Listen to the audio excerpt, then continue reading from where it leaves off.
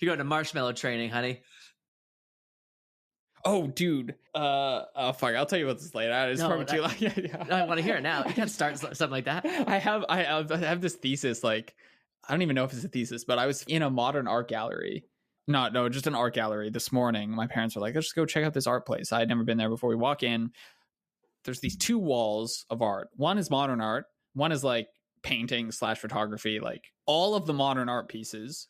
And this is like when I say modern art, I mean the classic, like there's 3 colors on this thing and it looks like a child like took a shit and smeared it, right? Like I'm I have no idea what this is. Staple. All of the modern art pieces are more expensive by an order of like $100 to $200 than all of like what I consider like this legit art. Yeah. And I'm just looking, I'm like, how is this possible? Like what the hell's going on here? So I started thinking about just like demand and like how and I was like, well, if that's true, like why aren't more people modern artists? Like, if you can actually just sell this stuff, I'm sure this takes 5 minutes to make, right? Like why wouldn't more people just do this? And then I was thinking, well, it must be that if there's no like objective criteria to evaluate something, right? I'm just going to go out on a limb and say that's true with like various forms of modern art, right? Then it has to be like closed. Like the community of people has to, because like, okay, take sports, right?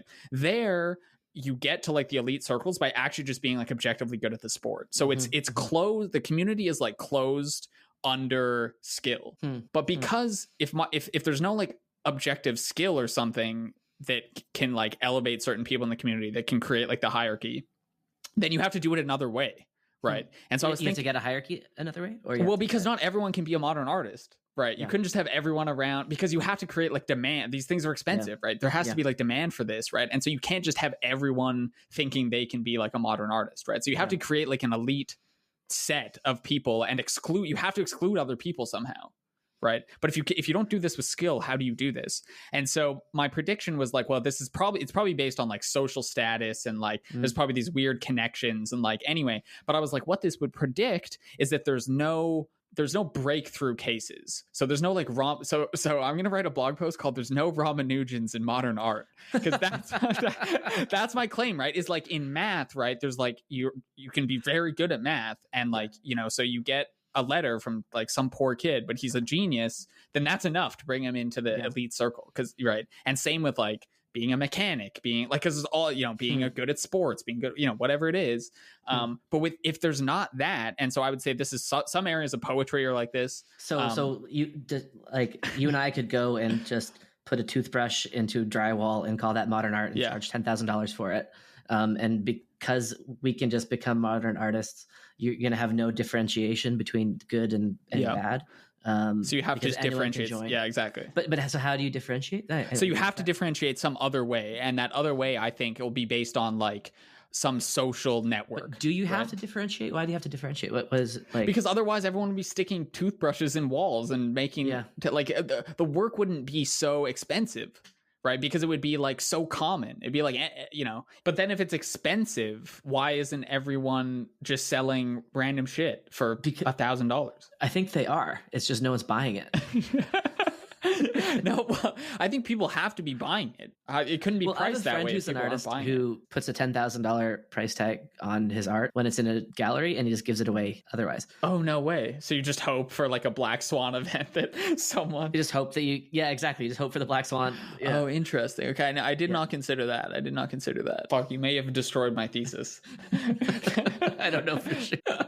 Now, okay, I got to figure that out somehow, I once gave a talk on modern art, and I think modern art's actually really cool up until roughly the postmodern era, like up until Andy Warhol. Between Gustave Courbet, who is one of the first painters who count as modernist, through Picasso, Salvador Dali, up until Jackson Pollock and Andy Warhol. There's a really interesting evolution of what these people were doing, and all of those modern artists, I think, are so legit. Interesting, because they're each... I don't know how much time. Can I give you the little pitch? Yeah, sure. Yeah.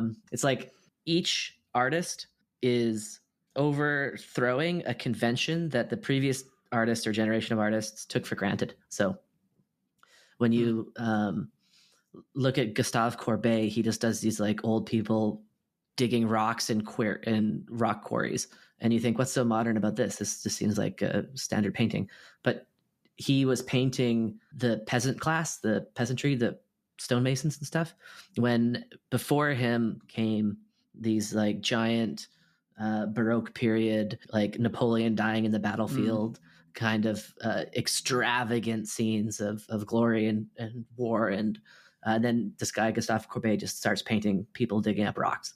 Then after the realist period, you get Impressionism and stuff. Impressionism, okay, yeah. There you have people like Claude Monet drawing not people digging up rocks, but trying to capture the impression of the scene, because you had simultaneously with the realist period, you had roughly cameras being invented. And so now to paint like a realistic painting isn't to get all the details right, but to try to capture the impression of a hot summer's day and people sitting on a park. It's like realer than real, because you're trying to capture both what's there, but also the impression of experiencing what's there at the same time. Now we don't consider that modern, but it's part of the modern era.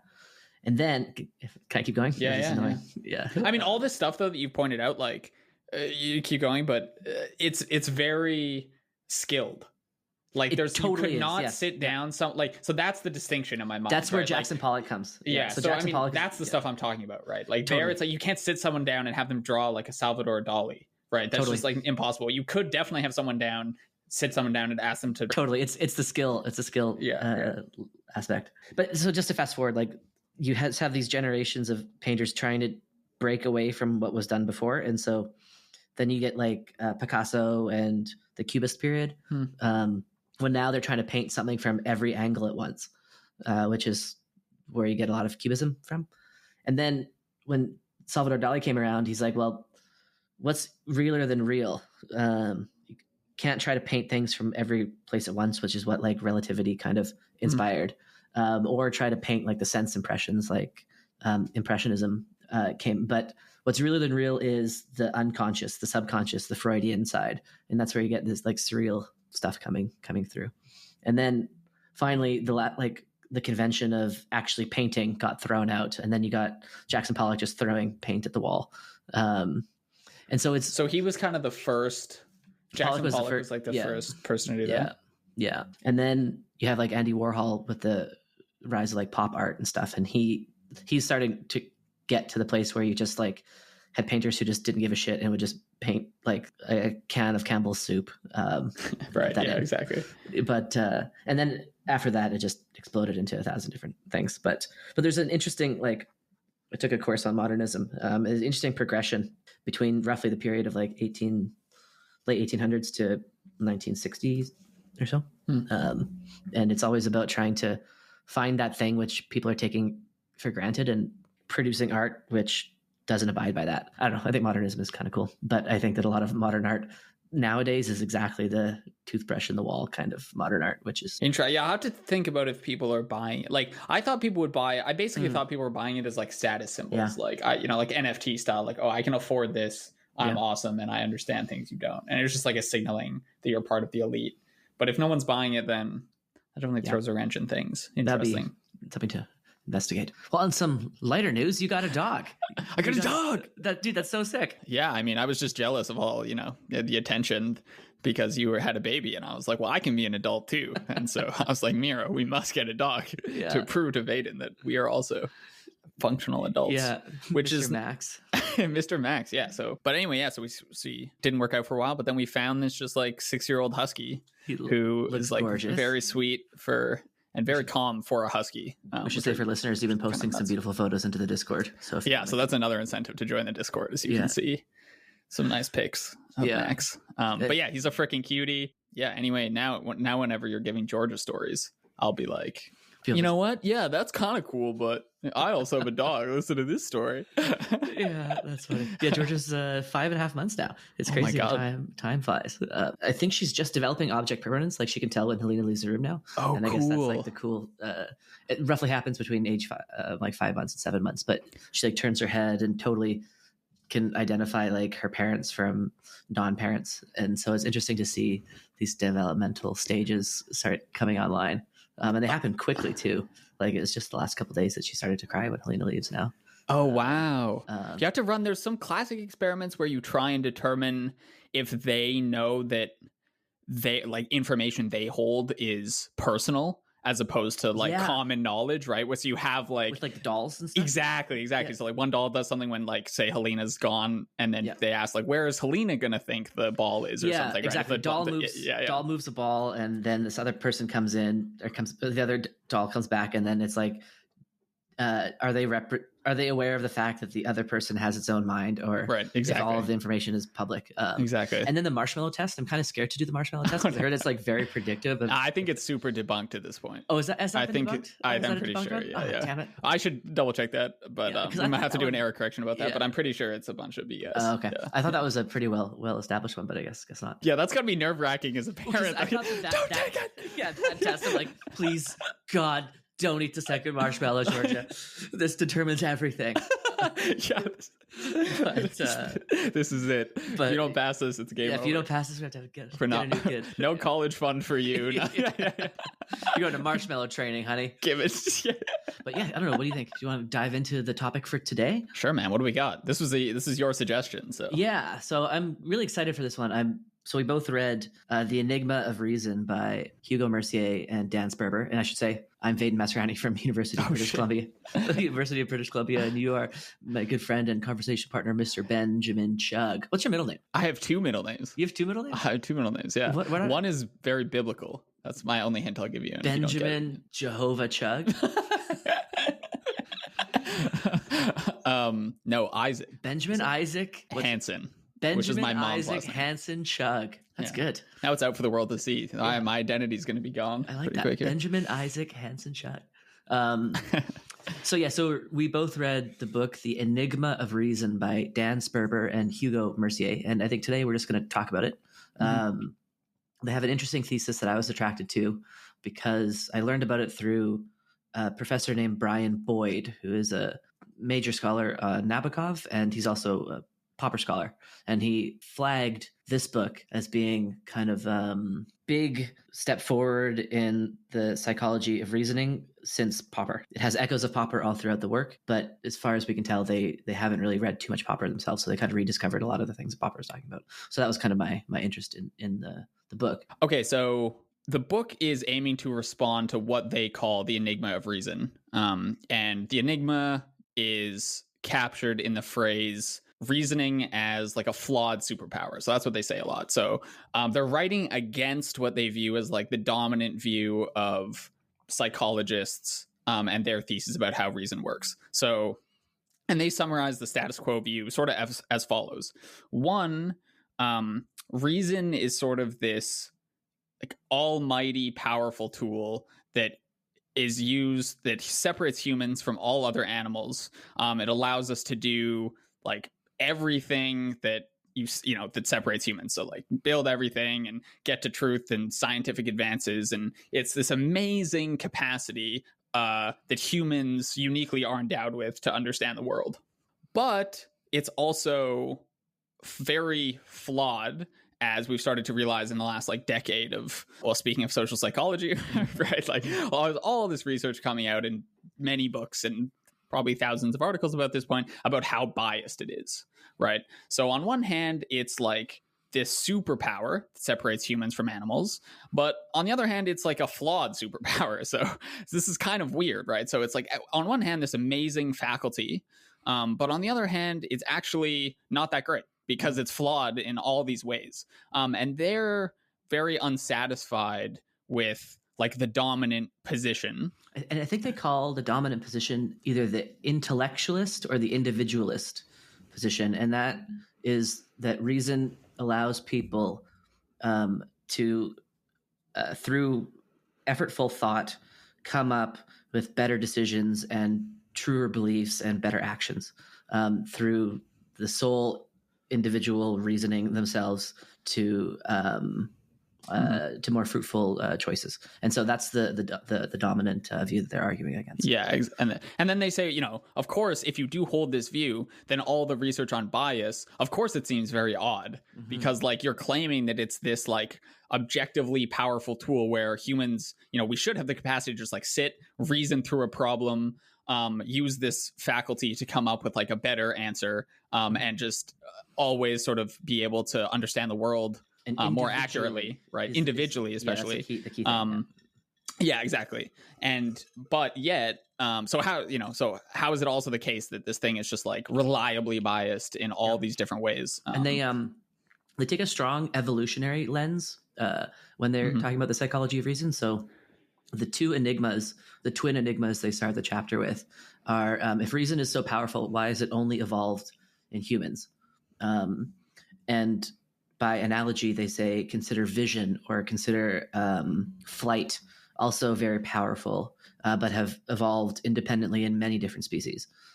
So you have eyes evolving across the animal kingdom, and you have butterfly wings, and you have bird wings evolving in birds. But strangely, reason doesn't seem to have evolved in other species besides human beings. So that's one enigma. Why is it only evolved in humans? And then also, if it's so powerful, how come we're so bad at it? Why do we continuously make mistakes? And in the phrase from Dan Ariely, we're predictably irrational. Like we know how our irrationality can cloud our judgment, and we have confirmation bias, which is one they focus on. And so these are the two enigmas. So just to echo what you were saying.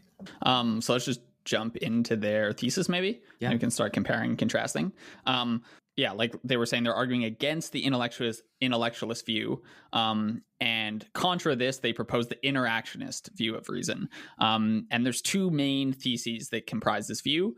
The first, or rather, there's two sort of functions that they're going to suggest reason actually fulfills, that's going to help solve this enigma. So they argue reason, one, helps justify our actions to other people, and two, helps us evaluate the arguments of other people. And these are like two separate functions, and so we have to look at their role separately. There's some nuance. So what they're going to say is that, listen, reason is not an all-purpose superpower. It's actually very limited in scope. It's limited to basically doing two major things, which is exactly what you said. One is producing arguments to justify one's own actions and evaluating the arguments and the justifications of others. But specifically, reason is meant to be operating in a social context. So in response to the first apparent, or the first or second apparent enigma, if it's a superpower, why are we so bad at it?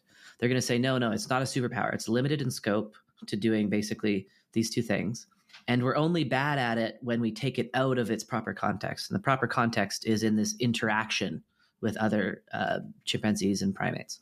And the reason that it hasn't evolved elsewhere is because it fits a very specific ecological niche.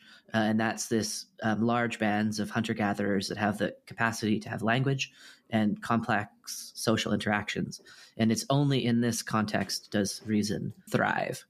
So what seemed initially to be flaws of reasoning is really just what happens when you take it out of its evolved niche and you apply it in other contexts.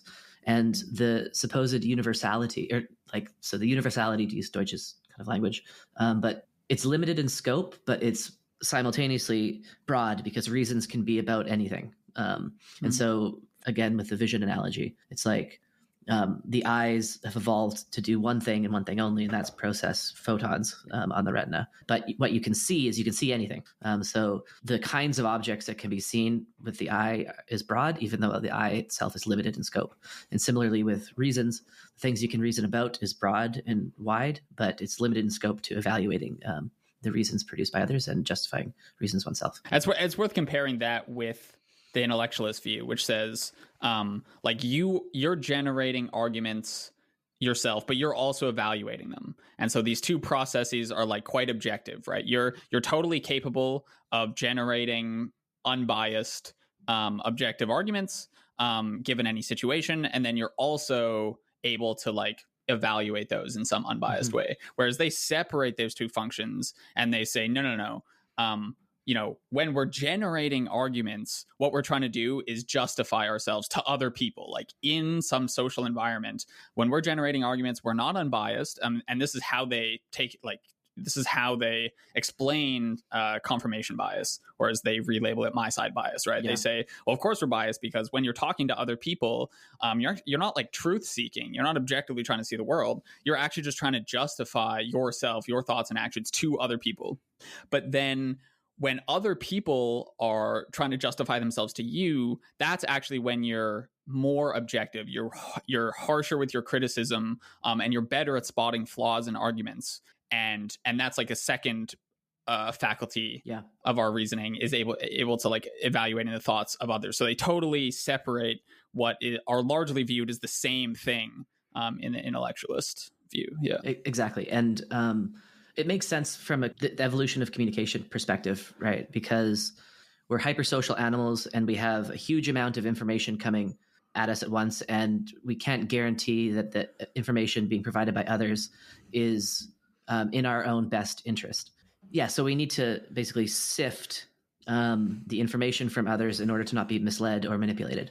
And simultaneously, when we take an action, and this is what the psychology literature does, I think this is a robust finding in the psychology literature, that we tend to confabulate. We tend to take an action A because the experiment has been set up this way. And then when asked why we've taken action A, we come up with post hoc rationalizations. We justify it.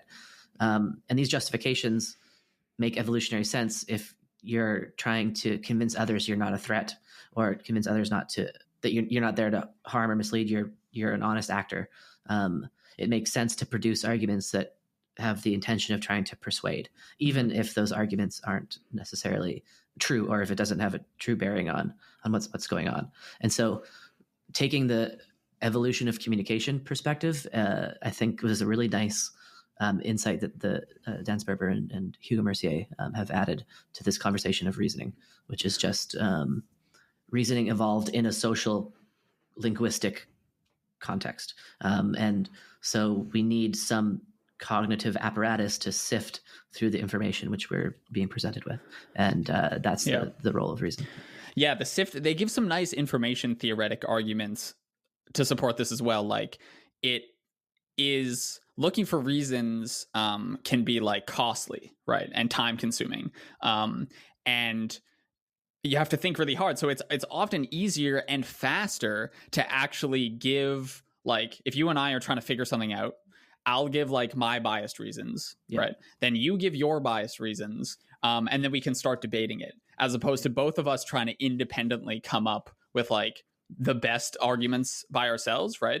And so this is like actually a super nice insight. And I don't know, it did remind me of like reading this book. So parts of it I didn't quite like, which I think we'll get into, but especially them pointing out like the nature of the justificatory role of reason had the feeling for me of like a theorem that justifies certain empirical results you've been seeing. Like there was parts of this book where I was like, holy shit, this makes so much sense. So like, have you ever had conversations with a friend where like you say something, you know, it's like not quite right, and then they say something in response to that, and then you say something, their arguments aren't quite right either, and then you say something in response to that, and it's like the sophistication of your arguments over time are like spiraling upwards. You're on like, and you're like, never, both of you is like kind of biased in a certain direction or something, but like the arguments are getting better and better and better as you're arguing.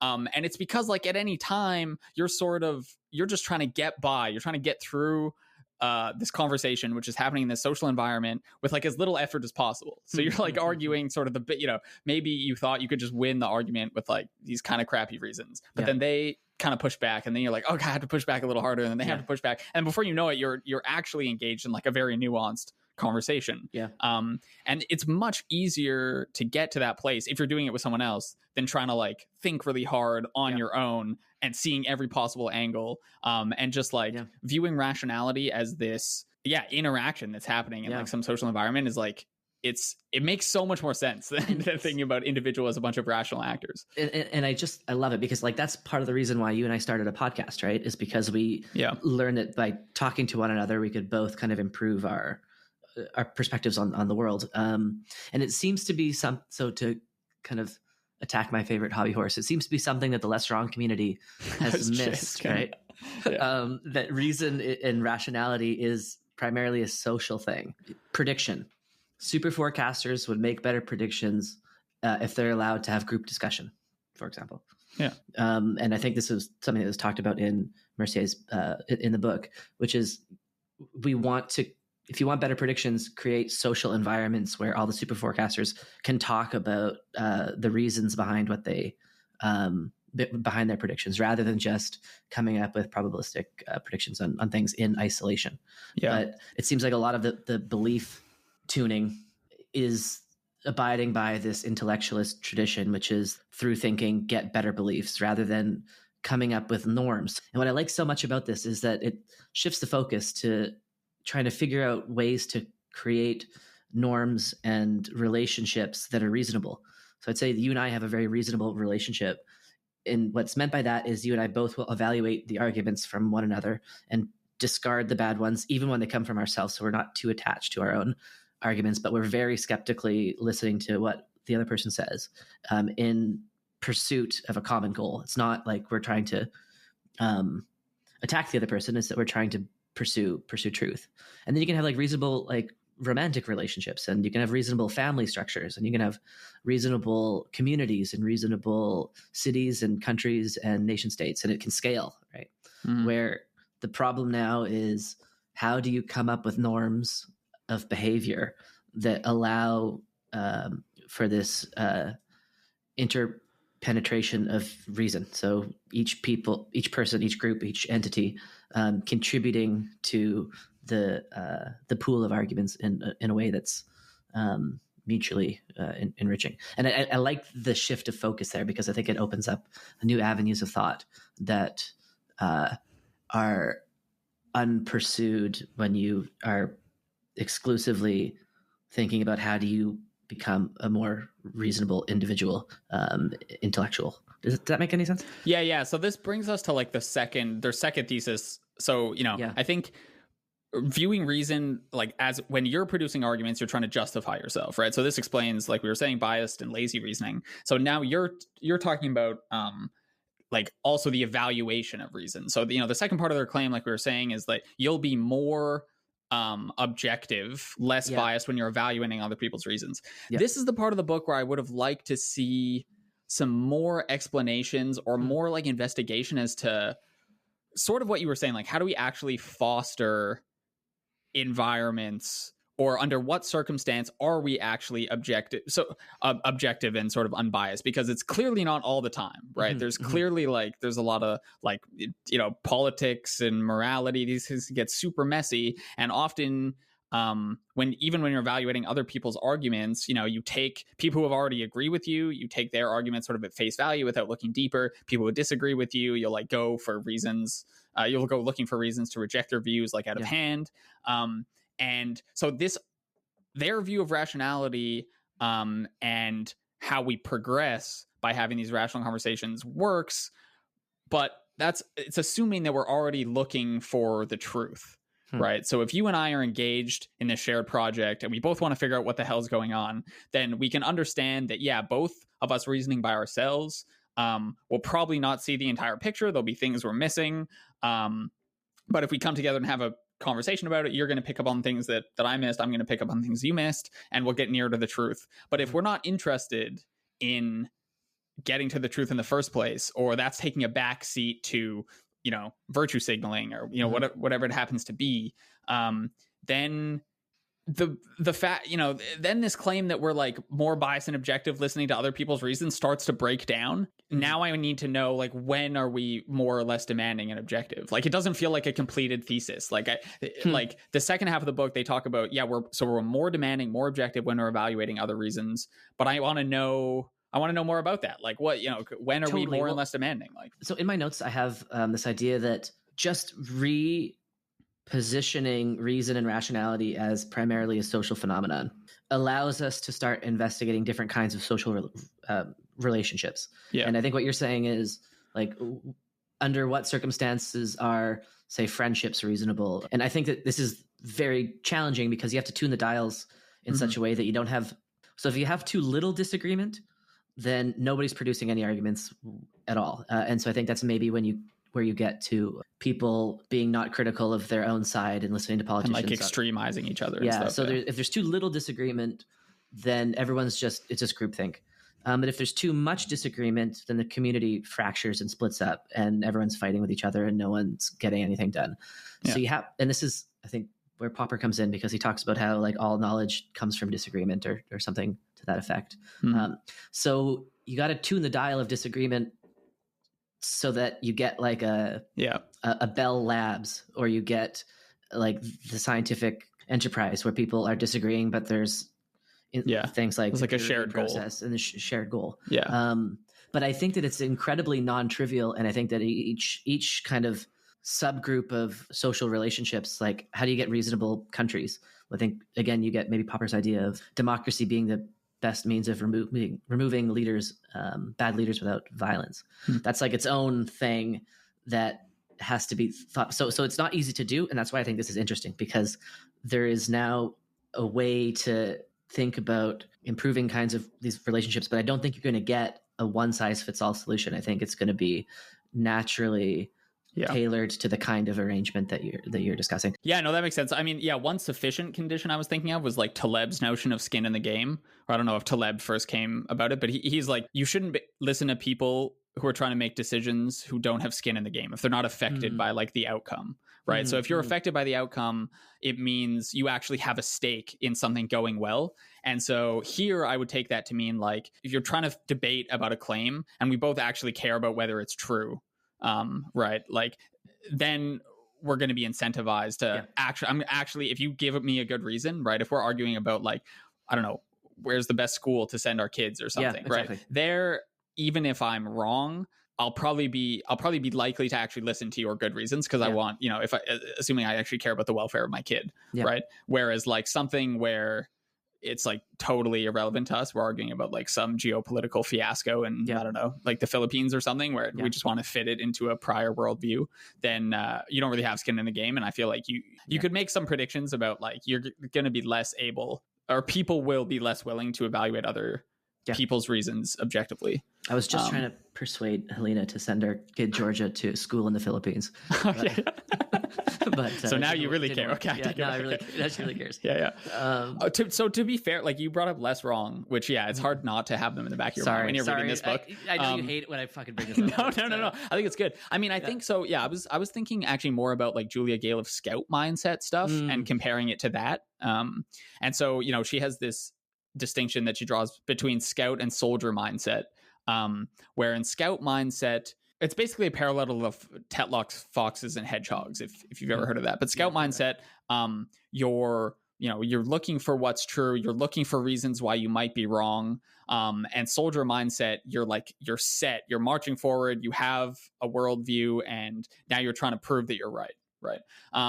And so these aren't entirely like mutually exclusive theses, the Enigma of Reason and Scout and Soldier, but it's just interesting the extent like most of Gayle's stuff is focused on like individually how to decide to be in Scout mindset, right? And she's arguing being in Scout mindset, she argues, is like much better most of the time than being in soldier mindset. There are times to be in soldier mindset, but like, and then she's talking about strategies to like actually try and be impartial and try and like look for reasons you might be wrong, all her good stuff about updating it and all that stuff. And so it's just interesting the emphasis on like the individual faculty of reason in her stuff and like just in Less Wrong in general versus like the social aspect here. Here, I think Mercier and Sperber would just say, no, like forget the mindset stuff, recognize you're going to be biased, and then just go and talk to people. Yeah. Right. So if you actually want to know what's true, just be like, well, I'm going to be biased, but I'm going to come up with some reasons that seem compelling to me right now. And then I'm going to go yell at Vaden about it. And he's going to either agree with me or disagree with me. And slowly we'll start seeing the truth. Right. But you still have to want to get to the truth. Yes. Right. So you still have to make that commitment. And to me, I think that's sort of the one defense of Less Wrong I'd offer here. I think that's what they're trying to do, is cultivate, like, certainly they have a focus on individual rationality, but they're also just trying to cultivate a community of people who like really care about the truth, regardless of sort of like how it makes them feel. Right. Yeah. And so in that sense, misaligned objectives at all. And right? I can offer another defense of less wrong, which is a lot of the norms which the less wrong community is putting forth. Like Galef has one nice idea about like snowflakes of evidence. So I think she uses Bayes' theorem to motivate this, but it's a nice idea, which is just be alert to little pieces of evidence that go against your cherished view, which individually might not amount to much, but when in aggregate it can start to become conclusive, and be open and receptive to that. She's creating norms which will, I think, create better conversations between people. Yeah, exactly. And letting people learn to be less attached to their own view and more open and receptive to hearing what the views of other people is beautiful and brilliant. And that's exactly what Sperber and Mercier would advocate. It's just their focus is primarily on this intersubjective thing, whereas Galef and the less wrong community is more on viewing reason as a property of an individual. So I just like this idea of viewing reason, not talking about Vaden and Ben being reasonable, but like Vaden and Ben's relationship being reasonable. Yeah. And it would be nice if somebody wrote a book about how to build these norms in the realm of friendships, in the realm of romantic relationships, in the realm of and like institutions and stuff, right? Yeah. Like, yeah. Anything else you want to say on this? Because I want to go into this intuition modules, that component of their thesis. Yeah, this was a hard part of the book, and I think so. They actually are French, but they wrote the book, I believe, in English. Like, it wasn't translated from French by professional translators. I believe like they're French academics, but they wrote the book in English, and it's very impressive considering that they're not Anglophones. But it does come across in some parts of the book that it's not poorly written, but there are parts that could be better. I would say that, and I completely agree. And I thought especially in this section, and it was also, I think, a poor choice to write almost from the second to like the fourth chapters. They went really hard into like the evolutionary psychology and stuff, and kind of saved the best stuff for the last like two chapters. And so listeners, if you're trying to read it, I would honestly read the intro and the last few chapters first, and then only dive into like the evolutionary stuff insofar as it interests you and insofar as you have the background. Because I don't have a background in Evo Psych, but it was confusing for me. Like, I was like pretty lost sometimes and like found it quite dense. So if I had if I had like read it chronologically, I would have probably just stopped reading, to be honest. So that's just a warning. Like, don't read it chronologically. Yeah. So okay. So let me try to explain another aspect of their thesis, which we haven't gone into and which I don't totally understand myself yet. But one of the key phrases, which I got from a talk from Dan Sperber, which I'll link to, is about intuitive inference. And they have very nice definitions of both of these phrases. So when they talk about inferences, they talk about any system in the brain which processes some information and produces new information. So you can have like unconscious inferences where you process that a pair of keys is being thrown at you, and then you know exactly where to move your hand to grab the pair of keys without having produced a reason or a conscious representation of that information. You just have this unconscious reflex. That would be a kind of inference. And intuitive inference is this process which results in an intuition at the end of it. So you may have intuitions about people being safe if you're, say, walking down the street, or you may have intuitions about arguments seeming plausible, which is where it connects to the reason part. Reason, they say, primarily operates upon reasons, which are linguistic formulations which answer why questions. And then they say reason is built upon intuitive inference. So an example is, it's raining outside, you grab your umbrella and you leave the house. The act of grabbing your umbrella upon leaving the house, that would be an intuitive inference, because you just infer automatically that you're going to get wet if you leave the house without covering. But if someone says, Vaden, why did you grab your umbrella? And then I explain, well, it's because I don't want to get wet outside. Only then is reason now kicking in, because you've been asked to explain your intuition, and you do so through the linguistic production of reasons. So the reason why this is important is because it can't be reasons all the way down. It has to bottom out on something that's not linguistic. Otherwise, you get an infinite regress problem. And that's where a lot of this intuition comes from, and how they get around the infinite regress problem is by a discussion of these inference modules that we have, where reason is one kind of inference module alongside vision and, say, hearing, where again, inference means producing new information based on existing information. And reason operates on top of intuition. And now, the reason why this is interesting is because this is in stark contrast to these dual process theories, the primary one being Daniel Kahneman. So Daniel Kahneman wants to say it's not that you have reason built upon intuition. It's that you have system one thinking and system two thinking. You have your intuitive, fast kind of thinking, which tends to be error prone and biased. And then you have your slow, deliberative, plotting, reasonable kind of intuition, your system two kind of thinking. And so Sperber and Mercier propose an alternative view, which is not that it's one versus the other. It's that it's one built on top of the other. And the bias and the error prone nature isn't just all relegated to system one kind of thinking. It's in fact just a consequence of applying reason in the wrong domain. Yeah, exactly. Yeah. So I think to link it back to the superpower thing, like dual process theories, the reason Sperber and Mercier call those, or call like sort of the status quo, like these superpower theories, is because, type 2 thinking in these dual process theories is kind of the superpower, right? Once that kicks in, now reason is on board, and like you're gonna figure that thing out, baby, and like you're not as biased anymore because that's all in system one, right? So that's when the superpowers kicks in and it kind of takes over and it's able to do everything. Whereas they say no, it just, reason is just, it fits among other modules of intuitive inference, right?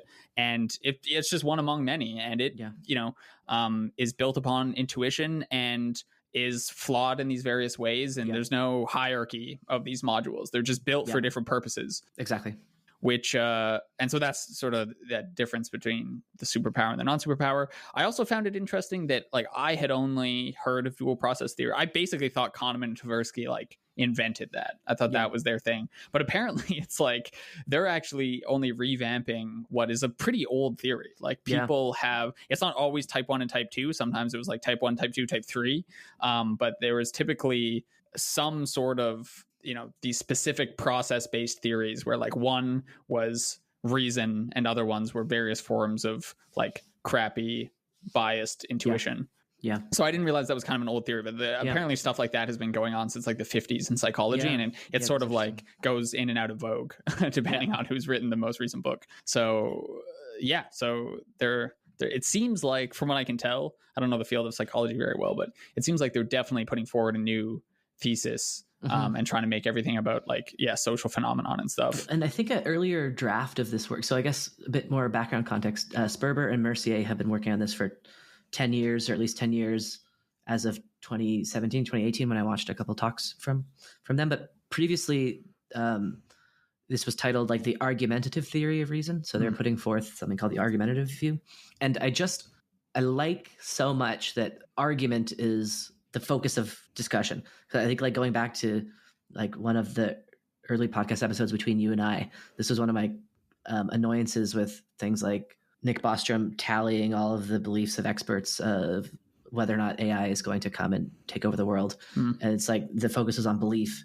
And one thing that is nice with Sperber's and Mercier's work is that their focus is on argument, the power of argument, because I think this is one of the many things that differentiates human beings from animals, and something that Popper was working on when he was formulating his linguistic theory. He wanted to say that human beings' language has a expressive, descriptive, and an argumentative function. He wanted to insert argumentative there. And so it's nice to see some researchers kind of picking up that thread. And is there any more things on your list of things you want to hit with this book? Because I have one. I just wonder, people who do like subscribe to some version of the intellectualist view, I do wonder how they'd feel about this. So part of me thinks that camp, I'm not sure if they would say that reason is used to reach more accurate beliefs, which is what Sperber and Mercier say about the intellectualist view. They might replace accurate with better and say it's to reach better beliefs. And once you've done that,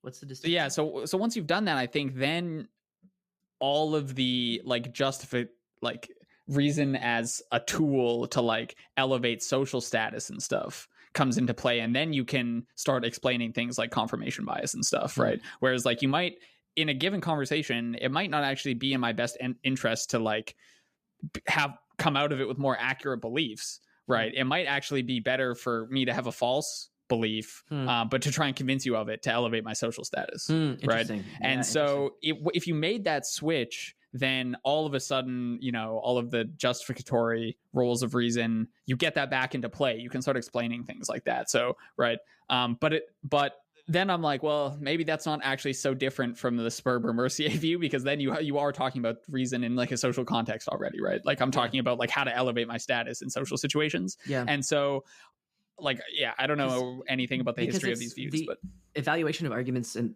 stuff, that can be in the context of the pursuit of truth, like in scientific communities. But it, like you're saying, it can be also in the context of like status seeking and just trying to. So all they're saying is that reason is primarily used to evaluate the justifications of others. And so that could be utilized self-servingly to say, figure out how to get to the top of your dominance hierarchy, to talk in terms of Peterson, to be top lobster, you know. Because like if we talk about reasonable countries, that people wouldn't say that the goal there is to pursue truth. There's nothing in their thesis which guarantees this has to be in service of pursuing truth. That's just one kind of application of this, I guess. I was just wondering if they're kind of setting up a straw man with the intellectualist view. Like I wonder if people would say, yes, the role of reason is to reach more accurate beliefs, or if they'd say, no, it's to reach like better beliefs, and what better means depends on what you're trying to pursue in that instance. And I just don't know the answer to that, but I just wonder if people are like, look, no one actually thinks. I mean, because it would be kind of weird to like maintain, after all the research is being done in bias and stuff, that the role of reason is to help us reach more accurate beliefs. Like that just seems like an untenable position, to be honest. And so I'd be surprised if there's like, that's the dominant view at these social psych conferences. Interesting. You know, I don't have enough to. It's hard to say. It's just but totally no. It's interesting. I was just also wondering. I wonder how, if they've thought about how writing factors into this, because writing is like quite modern, right? And they're taking like an evolutionary lens on this, and so presumably all these faculties evolved before we had writing, and so like, can you use writing? Because I do feel this for myself. Like it's like I can think I understand something, I start writing it down, or I think I hold a strong position, and then I start writing it down, and I realize like, ooh, like I'm more unsure than I thought. I got to do more research. Actually, this is like a decent objection. And so writing for me often can play the role of like a skeptical interlocutor. It's definitely externalizing the thought process and then trying to be detached from it and evaluate it almost as if it came from a different person. Because I'll find I do that too with writing, where I write some stuff and then I go away from it for a couple hours and come back to it, or a couple days. Oh, and then you're like in evaluation mode. And that's interesting, kind of right? In evaluation mode, because now you're just like, okay, let's see what this jackass just wrote down, and usually it's all wrong. But there's maybe is an interesting way to circumvent this problem, where you can use your skeptical, evaluative, critical faculties on a piece of writing more easily than you can do on your own thought process when you're. And then people who are genuinely better at coming up with more accurate beliefs, perhaps they're just more self-critical. Like I think this is something that Phil Tetlock wrote about, like the mindset of super forecasters is they're the kind of people who are more self-critical, more able to ask themselves, could I be wrong about this? And in some sense, like that's what I want in my skeptical, critical friends, is they're criticizing their own thoughts first, and then you get a slightly refined version. It's not perfect, but that's the skill set which can be, I think, cultivated. And writing is a way of.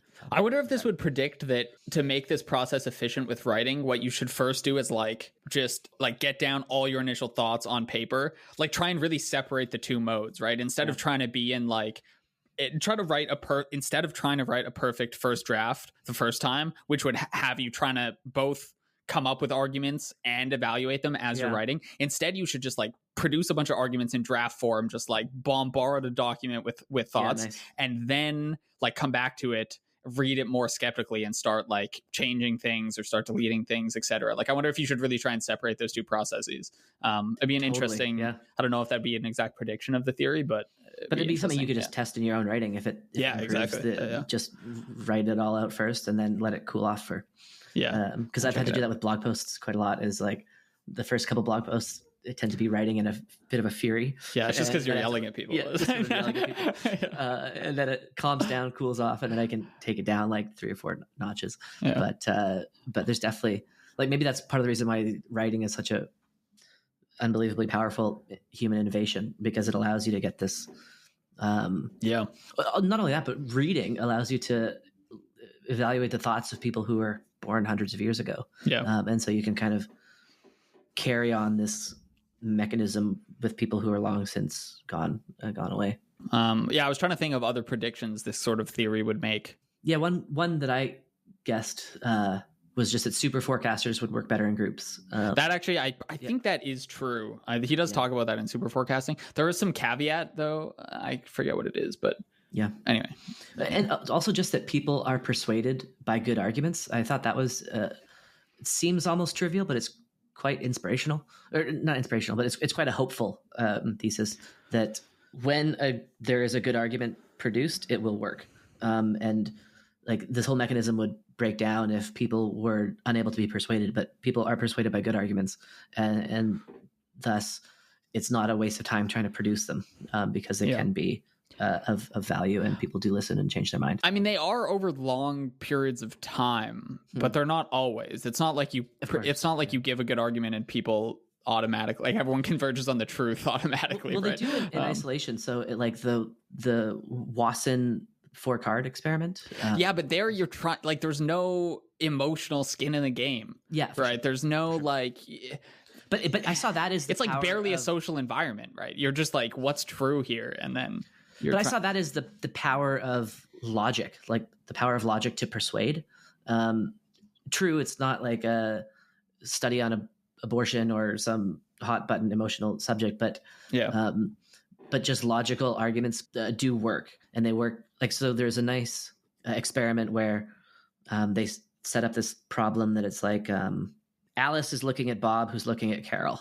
So A, B, C. Alice and Carol are married and unmarried, respectively, and we know nothing about Bob. So you have A looking at B, looking at C, and you have married, blank, unmarried. And then the question is a married person looking at an unmarried person? And this is too confusing, so I won't try to get the listener to actually answer the question. But if you write it down and you ask people, yes, no, can't tell, the majority of people will say can't tell because you have that blank spot in the middle. But in fact, you can say affirmatively that the answer is yes, because it doesn't matter what the person in the middle is doing. You're always going to have a married person looking at an unmarried person. Okay, so that's like the little logical thing that they set up. And they give this problem to a classroom, and they ask people what the answer is in like 5-second intervals or 5-minute intervals. And you can see that eventually when one person gets the right answer and explains it, it spreads like a meme, and the whole room is convinced. And so you can just imagine, like, you have a bunch of red dots and then a green dot, and then the dots kind of expand out. And so the logical argument persuades and wins the day conclusively. And things get messier when you have the politics getting involved. But just the fact that the human brain responds so positively to logic, like, there's nothing that guaranteed that would be the case, right? I think that's just kind of cool that that human beings are persuadable by logical arguments, and thus we should strive to produce such arguments whenever we can. And I got to think that the time horizon thing, like, it's harder to do that when we're arguing about civilizations and stuff, but it's still like the argument for slavery is going to win because it's the strongest against slavery. Excuse me. Yeah, the argument against slavery. Thank you. That'll be the intro. The argument for slavery will win because it's the strongest. Oops. Oh boy. Yeah. Nice. That'll definitely be the intro segment. Yeah. But so I thought. That's interesting that you find that so hopeful. I just don't. I guess I wasn't questioning that at the outset, so that's like not. I mean, I feel like that's almost tangential to the whole point of their book, because that's like the fact that you're willing to adopt like mathematically true statements when you're trying to just figure out what's mathematically true seems very unsurprising to me. But logic and not like logic is about truth preservation, so it's not about mathematics. Right, but the more interesting cases are when you start like, there's these studies where you give people who, for example, are like very anti-smoking. You fudge the data and you start showing that like smoking like reduces cancer or something, and then you ask them to analyze the data set, and people will reliably like misread the numbers, even though you can give them an equivalent puzzle that's not politically charged, and they'll do the correct they'll carry out the correct arithmetic to figure out like what was actually. But if you get these people to all discuss, like if you do the same study and they all have to converge on a single group answer, I think that the biases of the individual would cancel out, or at least you would see the rate at which they answered correctly would go up. Yeah. Like if you were trying to count the number of people at someone's inauguration speech or something, we'd all agree that it was such and such a size, and there wouldn't be a massive political scandal over who was lying and whatnot. I think if you get people, so I guess the underlying thing with a lot of these examples is the tribalism part of it, right? Like that's when reasoning is the most interesting, right? That's when it's really on trial. Is that true? Like, what about all of the reasoning that goes on in like the life of a computer scientist in Silicon Valley and reasoning is, but then the theories say very similar things, right? That says like if you're trying to figure out what's true, computer scientists reason alone all the time to try and figure out like what's wrong with the program and stuff.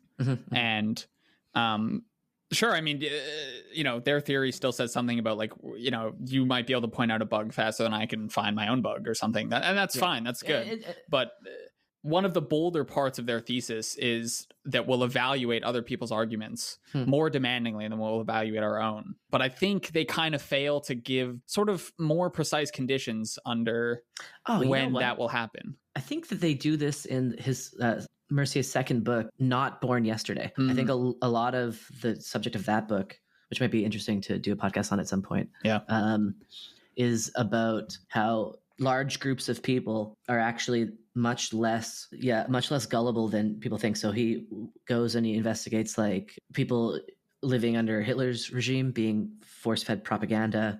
He investigates the efficacy of political advertising.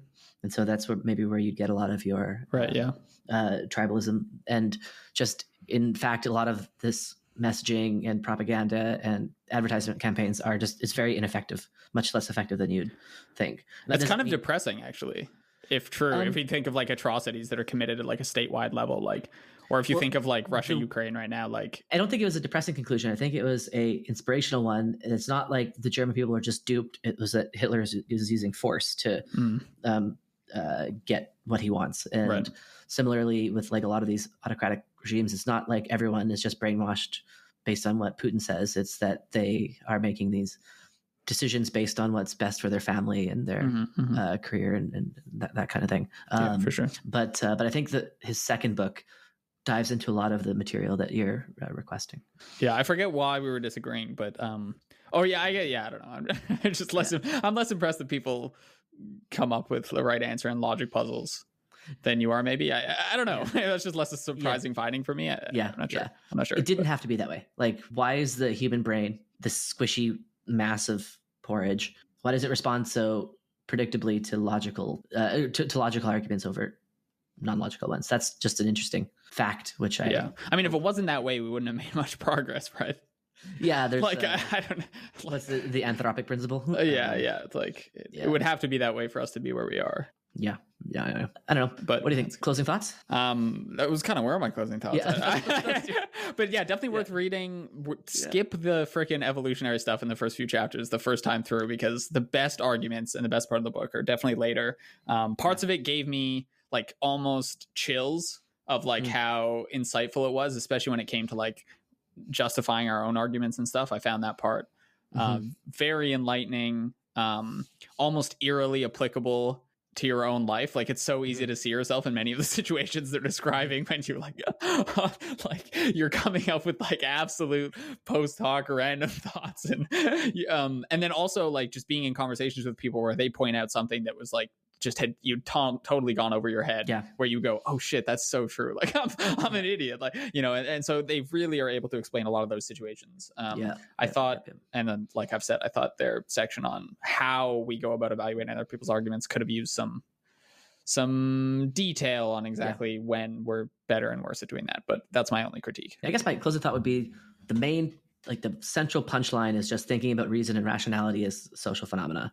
And if then a lot of the material in the book is just persuading you of that. But if you're already persuaded of that, then start playing with that idea in your own life. Like, here's another prediction. More theorems will be proved has 2 last names associated with it than one, because people working in pairs will be better mathematically than people working individually. And I just found that to be a really nice reframing of a concept which I thought I had a pretty good understanding on.